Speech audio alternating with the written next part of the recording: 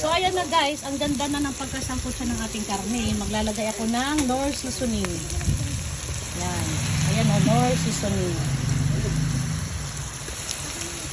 Wala akong oyster sauce. Naubusan ako.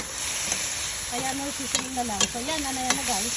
Luto-luto na at maganda na ang sangkot siya ng ating karne. Ilalagay ko na ang iniwang ampalaya. So, ayan na guys. Itong giniling natin guys, ano yan?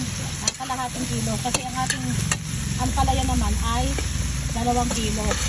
Ulam na namin to, tanghalian at hapunan. Ayan. Ha? Ulam na namin yan ng 3 araw. Ha? Na? Ayan guys, no, ngayon, kaya halo-haloin lang natin siya. Huwag natin takpan. Saka dapat naka-high fire ha. Para hindi mapait at lumagsak.